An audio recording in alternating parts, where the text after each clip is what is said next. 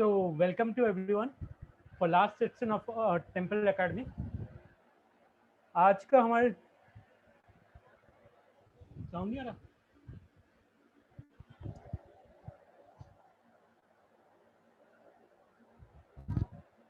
आज का हमारा जो टेम्पल सेक्शन है वो ऊपर की टॉपिक आपको दिख रहा होगा, भोजपुर टेम्पल पर है।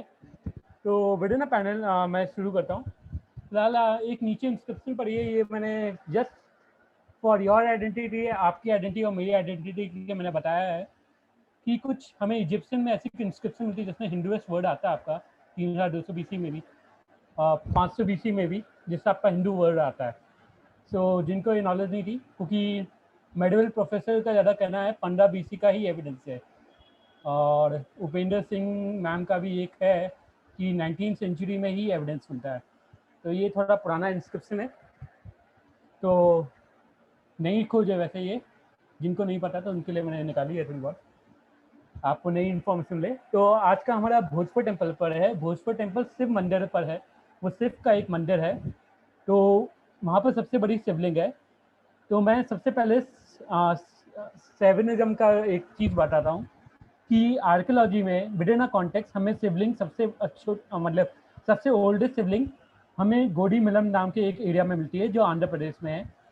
और फिर आपका दूसरा जो सबसे बड़ी शिवलिंग हमें भोजपुर भोपाल के टेम्पल में मिलती है, जो आपका धार क्षेत्र में है, मालवा वाले एरिया में, जो राजा भोज का एरिया है। 11th सेंचुरी का टेम्पल है, और ये यहाँ की सबसे बड़ी शिवलिंग है।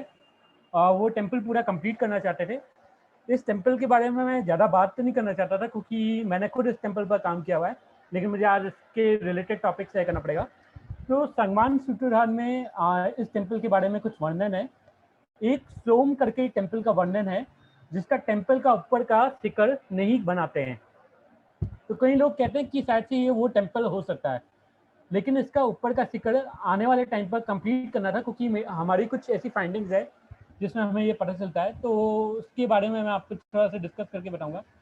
यहाँ की रॉक की अगर बात करूँ तो यहाँ पर पर्पल सैंडस्टोन रॉक है, और यहाँ पर जो मैम जो रिसर्च मैम का काम कर रही है वो पूजा सक्सेना मैम है, जो जिनका ये म्यूजियम है, इंटरप्रिटेशन सेंटर है, धरोहर NGO वॉक कराती हैं वो।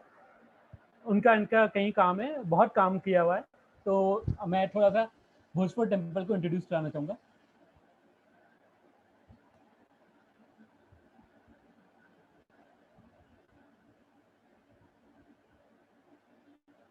ये भोजपुर टेम्पल है।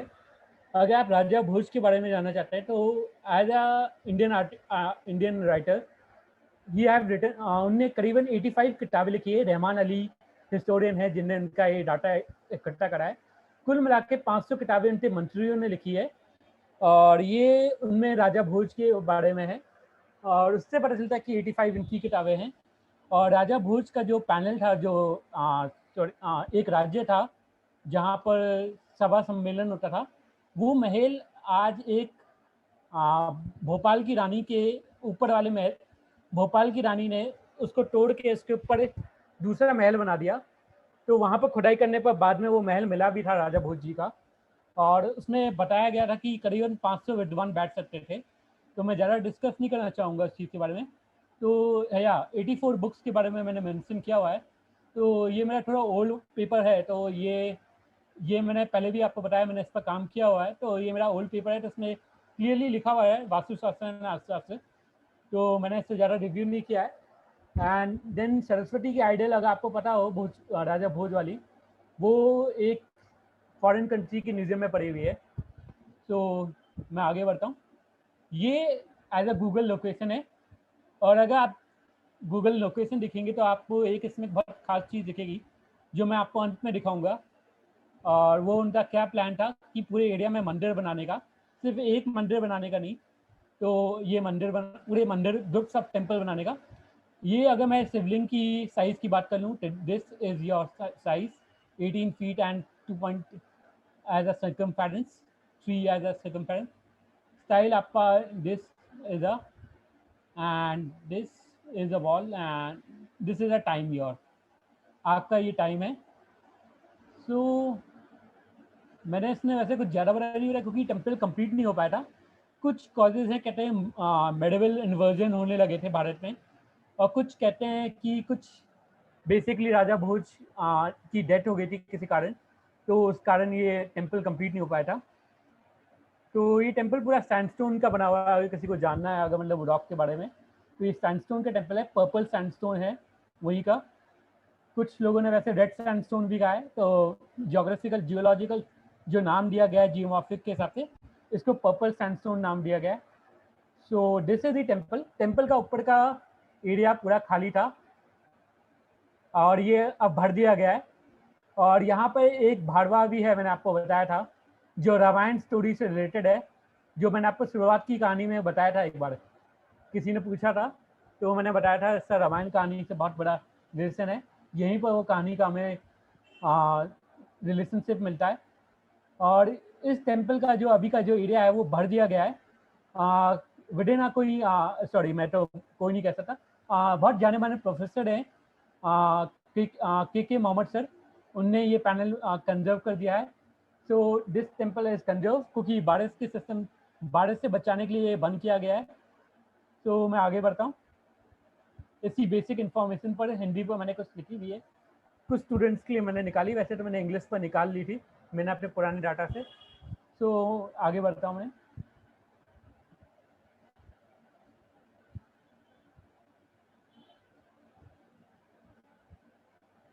ये है आपका भोजपुर का टेम्पल।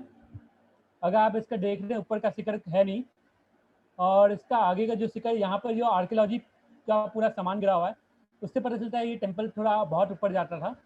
और लकीली मैं और मेरे फ्रेंड है यहाँ पर जिन्हें काम किया है, हम दोनों को एक चित्र मिला है इसी टेम्पल का। यहाँ पर बहुत सारे चित्र बने हुए हैं जो पूजा मैम ने बहुत सारे निकाले हैं, और हमें भी एक चित्र मिला है जहाँ पर इसी टेम्पल का चित्र मिला हुआ है कि ये टेम्पल कैसा था और ये टेम्पल का शिखर कैसे बनने वाला था। और हमने एक वीडियो भी शेयर किया है इसका कि इसकी रॉक्स कैसे काटे जाते थे, तो वो भी है। अगर आप देखिए आर्ट की दृष्टि से, यहाँ पर आपको कुछ अप्सराएं दिख रही होंगी, या अप्सराएं तो हैं वैसे, और स्कल्पचर पैनल है तो मैं दिखाऊंगा वो। तो बहुत बड़ा टेम्पल था। और यहाँ पर अगर आप और देखिए स्कल्पचर पैनल के हिसाब से, विदिन मैं एक मिनट दिखा देता हूँ अगर, ओके।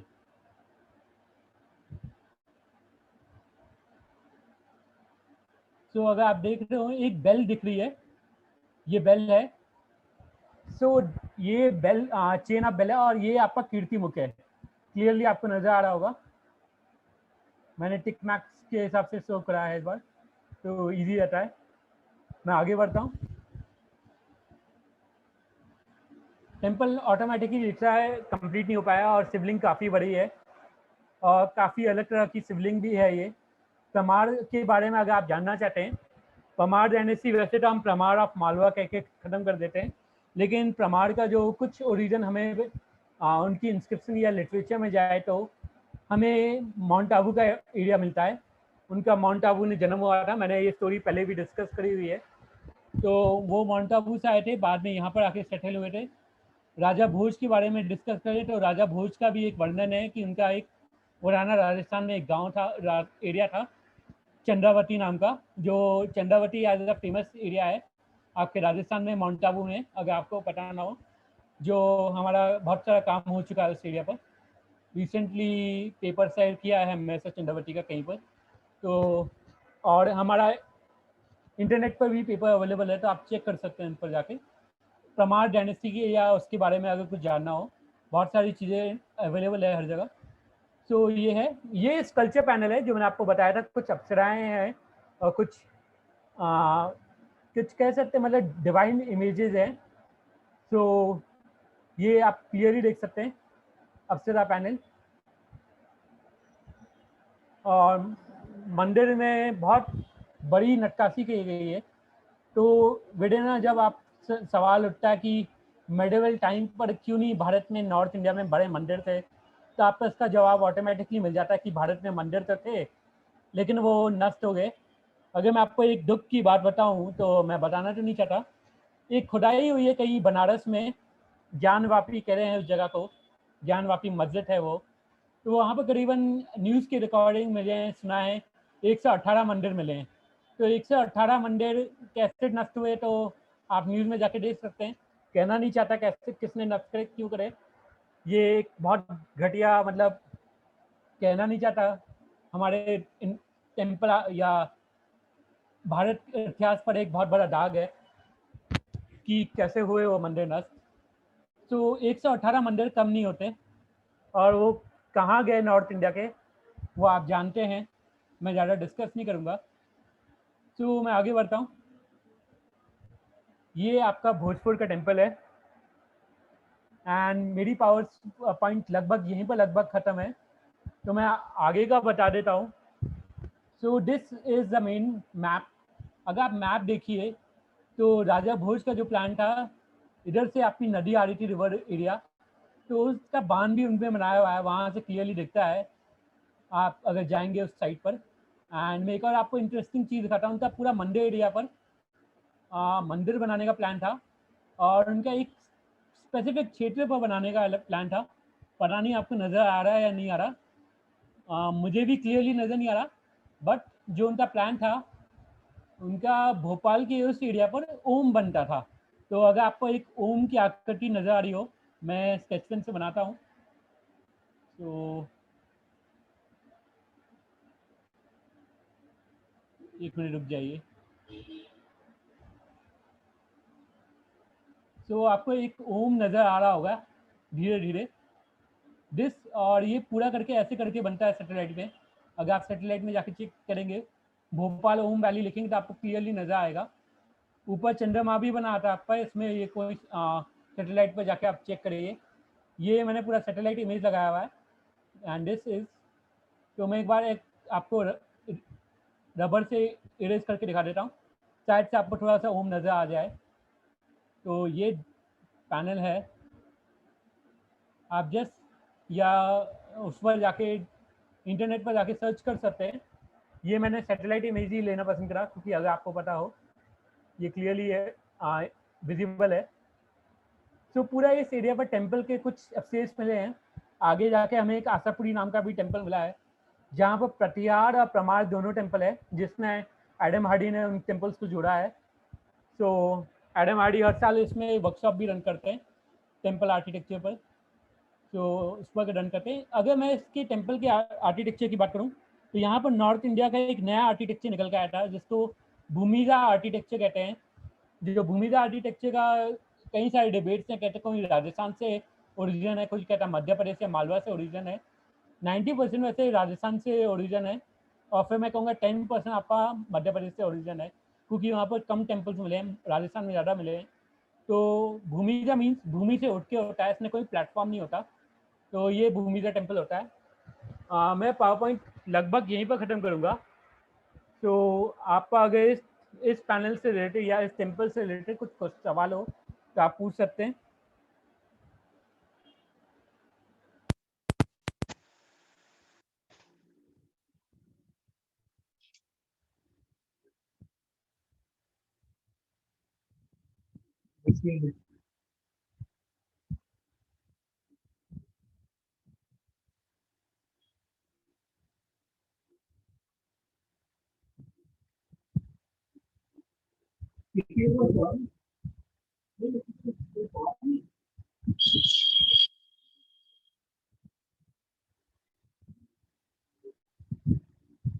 सो आज का मतलब हमारा लास्ट सेशन था, तो किसी का कोई सवाल?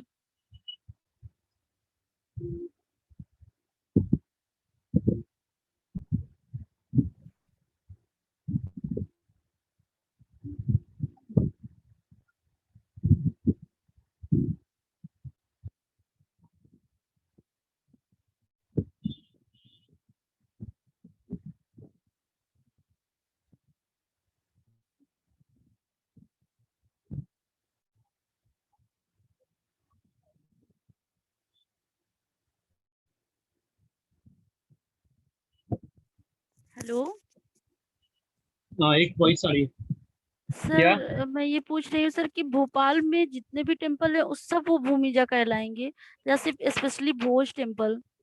देखिए, राजा भोज ने भूमिजा आर्किटेक्चर को फाइंड आउट करा था, सो जितने उनके टेम्पल्स हैं वहां पर जी राजा सर। भोज के बनाए हुए, वैसे तो वहां पर भोपाल में एक दो ही टेम्पल है, तो वो भूमिजा आर्किटेक्चर में आते हैं, लेकिन कुछ रहमान अली सर ने भी ढूंढे हैं, तो उनके पैनल में तो मुझे आइडिया नहीं है, तो वो भी कुछ भूमिजा आर्किटेक्चर में लेते हैं।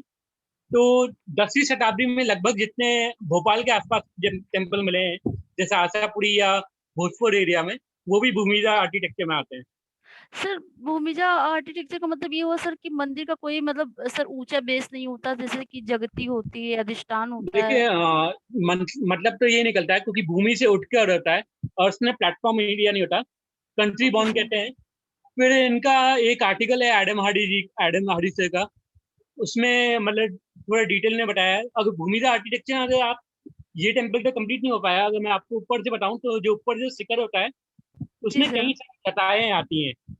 तो लताएं शुरुआत में 64 होती थी, तो जी सर। लेटर ऑन 10 होने लग गई थी, तो वो भी भूमिजा आर्किटेक्चर का पार्ट है। तो अगर आप राजस्थान में जाएंगे तो किराडू का एक टेम्पल है, तो वो ओके भी सर। भूमिजा आर्किटेक्चर का पार्ट है। एंड देन और भी राजस्थान में टेम्पल है, एक उदयपुर में 3-4 टेम्पल हैं, वो भी आपके भूमिजा आर्किटेक्चर के हैं। और चंद्रावती में जो साइट है वहां पर काफी सारे भूमिजा आर्किटेक्चर है। तो ओके सर। जैसे मैंने आपको बताया, मध्य प्रदेश में तो कम बच्चे हुए हैं, तो वो केवल उनका कोई प्लेटफॉर्म नहीं होता, ओके सर। और उनकी शिखर में कई सारी लताएं आती हैं, पत्ते कई सारी आकृतियां बनी आती हैं, लताएं, पत्तों की झाड़ निकल के, तो वैसे होता है। इसको जो स्टिकर होता है, इसका जो स्टिकर का जो स्टाइल कहते हैं, इंग्लिश में जो वर्ड दिया गया है, वो लैटिना वर्ड दिया गया है, LATINA, जो लता वर्ड से निकला है आपके। Okay sir.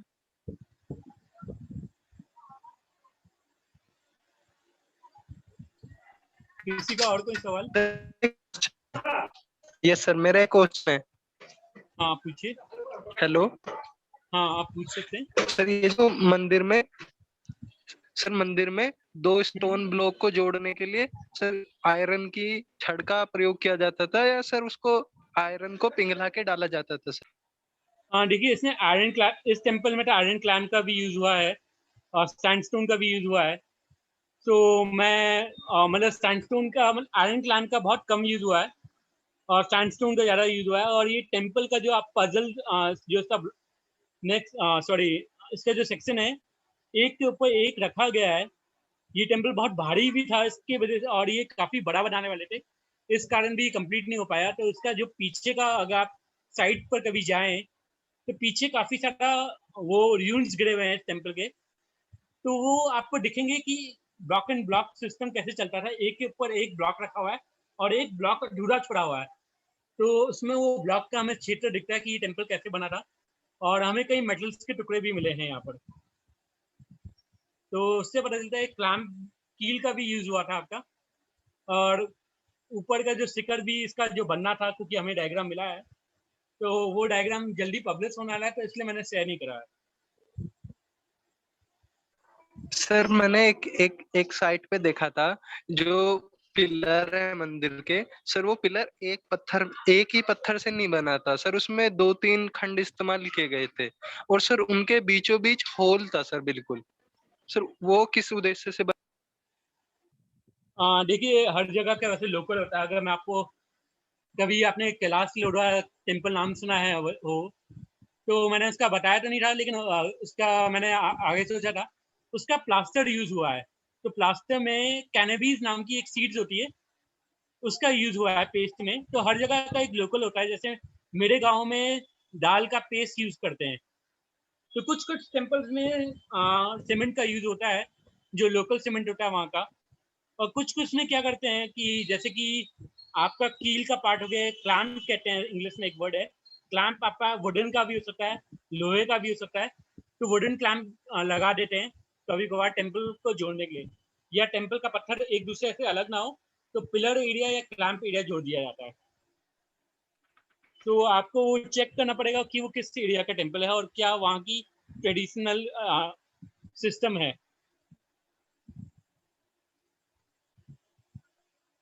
किसी का और कोई सवाल इससे रिलेटेड?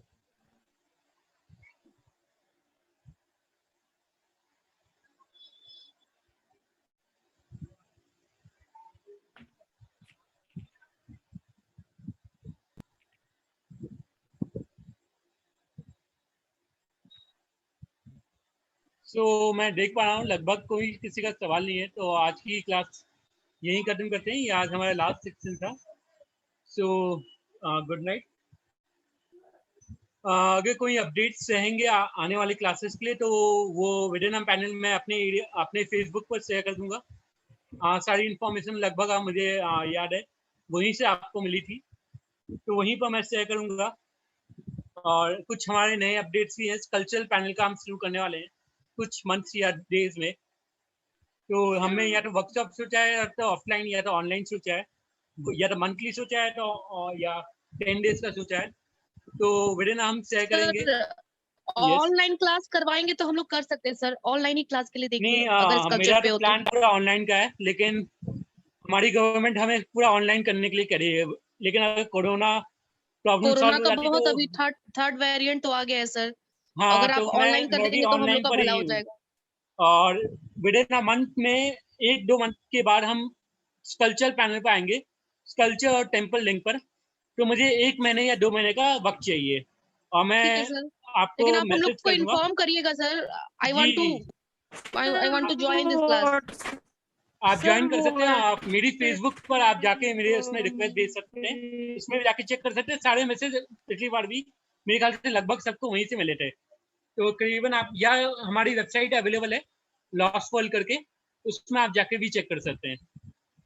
तो और कुछ हमारे आर्कियोलॉजी सेक्शन भी शुरू होने वाली 10 तारीख से 10 तारीख से। तो किसी को अगर आर्कियोलॉजी का ज्वाइन करना है तो आर्कियोलॉजी का ज्वाइन आर्कियोलॉजी कर में क्या शुरू हो रहा है सर? सर मैम, आर्कियोलॉजी में हमारा एक तो जीआईएस चल रहा है, QGIS, और अच्छा, एक प्री हिस्ट्री और प्रोटो हिस्ट्री का हम शुरू करें, और कुछ आर्कियोलॉजी के प्रोफेसर को भी बुला रहे हैं उन लेक्चर्स के ओके लिए। सर।